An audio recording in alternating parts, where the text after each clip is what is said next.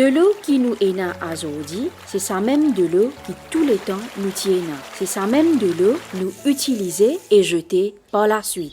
Mais la nature, elle n'a pas fonctionné comme ça. Il est important de nous connaître que l'eau est une ressource bien importante. Et donc, nous avons l'obligation pour nous conserver pour l'environnement. De l'eau, il n'a pas pareil comme les autres ressources épuisables, comme le charbon et le pétrole, qui nous utilisent une seule fois.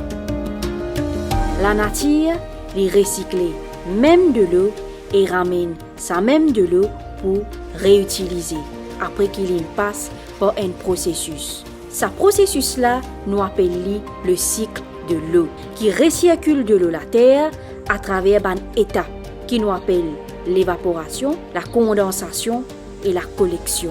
De l'eau, depuis le lac, l'océan, la rivière, ainsi que les autres conteneurs d'eau commencent à évaporer. Vapeur là sortie depuis de l'eau commence à condenser en nuages, qui par la suite cause ban précipitation. Quand il y a la pluie, la grêle, la neige, ça de l'eau là même qui recommence sa cycle de l'eau là, la terre. De l'eau, il n'a pas détruit quand nous utilisons, mais il besoin passe par un processus de traitement avant qu'il nous réutilise. Sa cycle de processus là, il y a une sorte de nettoyage naturel à travers une nappe phréatique ou par un moyen mécanique, aussi bien que chimique. À mesure que la population mondiale peut augmenter, la demande pour de l'eau peut aussi augmenter. Les bons fait ressortir qui, quand la consommation de l'eau peut augmenter, bien aussi une facilité technique en mesure pour traiter ça de l'eau là. Très souvent, le traitement de l'eau est une opération très coûteuse et qui prend beaucoup de temps. Ce qui fait qu'il est difficile pour répondre à une demande de traitement de l'eau face à une population grandissante. Comment nous tout besoin de l'eau propre pour nous boire et nous aussi dépendons l'eau et nourriture saine pour survivre. L'agriculture, quant à lui, servent plus beaucoup de l'eau. Ban plantaires, fermiers et agriculteurs dépendent de l'eau propre pour survivre. Dans toute ma tradition religieuse, de l'eau est un élément de base à la vie physique et spirituelle qui symbolise la purification, la renaissance et la fertilité. Ça concept-là continue à jouer un rôle important dans la pratique que de servir de l'eau comme un élément essentiel. L'eau dans les Védas, décrit comme Apa ou Jal. Les cérémonies et les prières commencent avec Om Amrito Pastaranamasi Swaha, Om Amrita Pidhanamasi Swaha. C'est le boire de l'eau 3 fois. Il signifie Amrit, le nectar de la vie, source de la vie. Et aussi, dans d'autres cérémonies, l'eau a sa valeur juste, purificateur. Deuxième, source de la vie. Troisième, source de paix, de tranquillité. L'eau aussi décrit dans le Shanti Pad, Apa Shanti, l'eau, source de paix, de tranquillité. Par exemple, si nous remplissons de l'eau dans le récipient, nous mettons un petit roche là-dedans, il fait des vagues et les vagues retournent au centre. C'est le calme plat. Après toutes les inondations, nous remarquons toute l'eau qui s'accumule, c'est le calme plat. Alors ça montre nous dans la vie avec les hauts et les bas qui nous retournent vers le calme, la sérénité, la tranquillité. Aussi l'eau dans la vie, dans notre vie de tous les jours. Source d'inspiration, de paix, de bonheur. L'eau, source de la vie pour toutes les espèces qu'il y a dans le monde. Et l'eau nous retrouve dans la création, comme la terre, l'eau, l'air, le feu et l'espace, les 5 éléments de la création.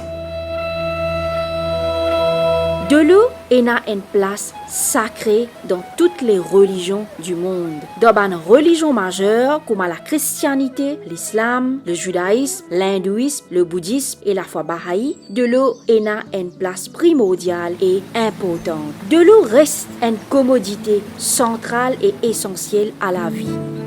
Avec la croissance démographique, vous trouvez qu'il y a une demande accrue pour de l'eau, qui finit par réduire la disponibilité de l'eau pour personne, mais qui aussi finit par créer un stress, la biodiversité et l'ensemble de l'écosystème mondial. En plus de ça, avec l'urbanisation et le développement sauvage, la pollution de l'eau, les déchets, L'utilisation incontrôlée de pesticides, mauvaises pratiques agricoles, augmentation de gaz à effet de serre et aussi l'industrialisation excessive finit par créer une pollution de l'eau au fil du temps. Nous finissons aussi trouver que la rivière, lac et des lots souterrains et aussi des lots la mer finit par être pollués par une activité humaine et qui par conséquent déséquilibre nos écosystèmes.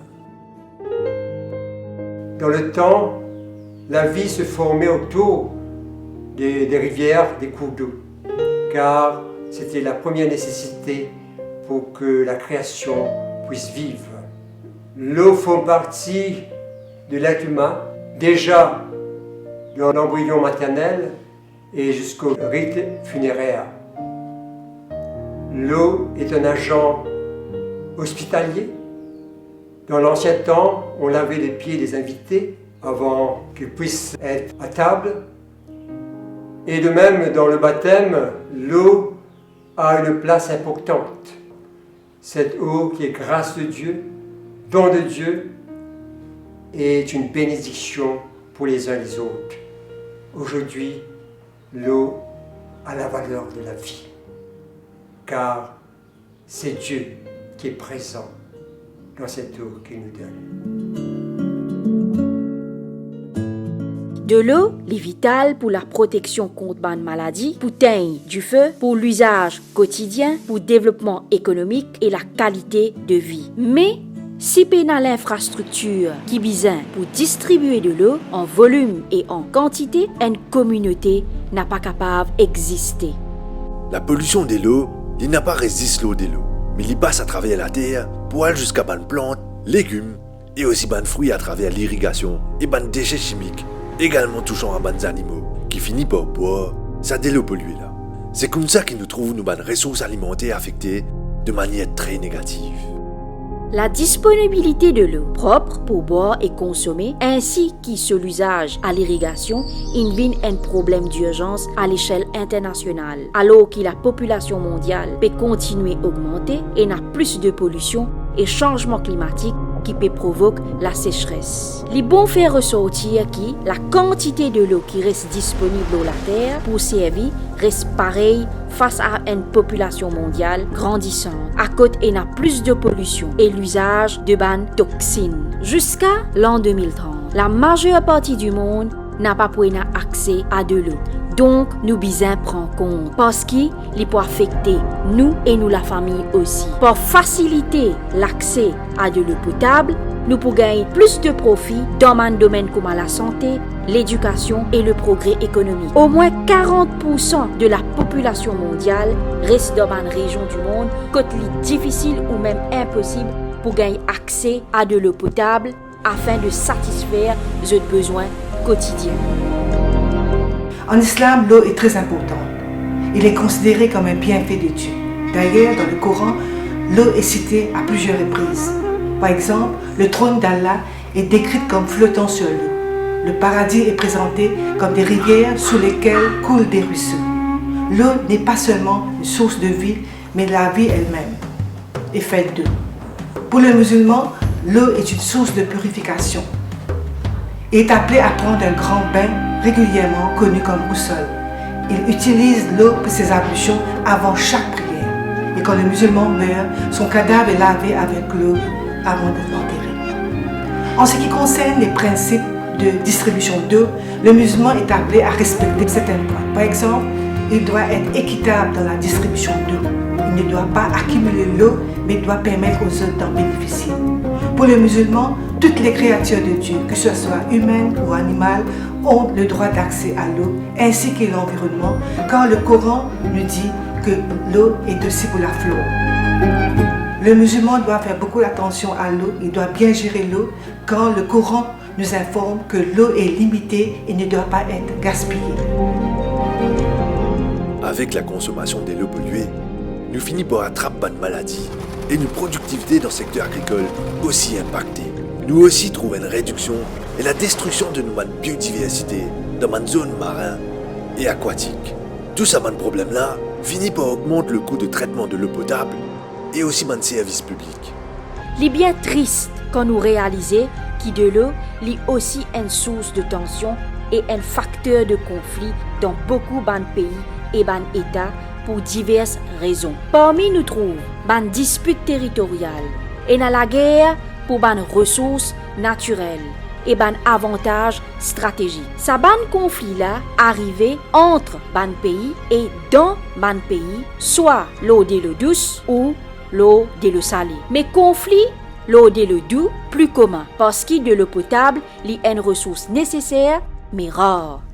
Problème compétition l'eau de l'eau, il provoque beaucoup de conflits dans le monde. À titre d'exemple, nous trouvons conflit l'eau Euphrates-Tigris dans un pays comme la Turquie, la Syrie et l'Irak.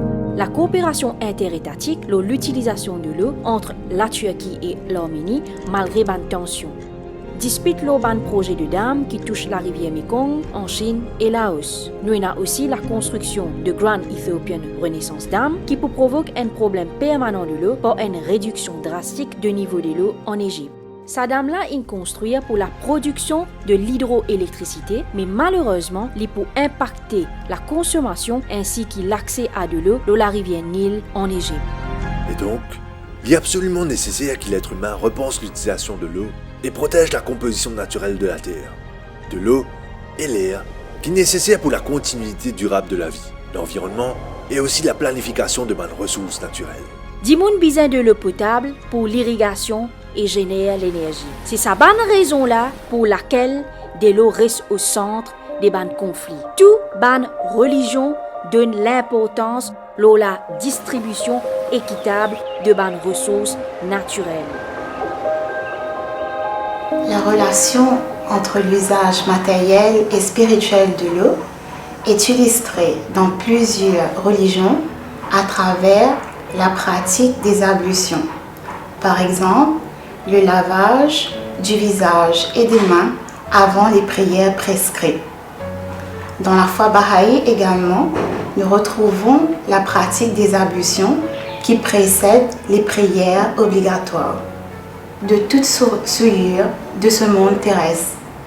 La foi bahaï nous enseigne que tout écrit qui vient de Dieu a ce pouvoir justement spirituel de nous purifier. Les écrits sont comme des averses de miséricorde divine et comme des effusions de grâce qui purifient le cœur humain. Je exige la préservation de l'eau comme une ressource pour la protection contre ban abus et le monopole.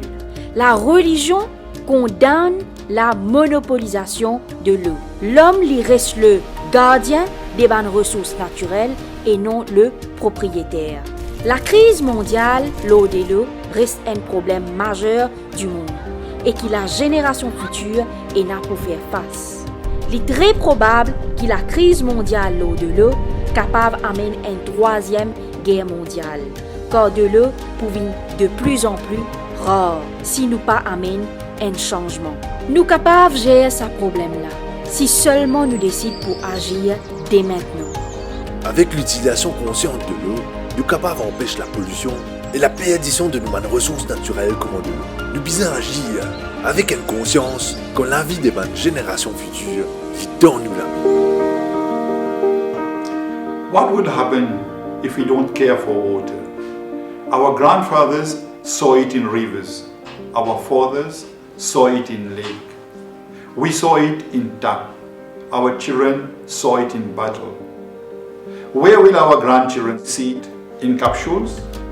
If we keep neglecting, we are going to see it only in tears.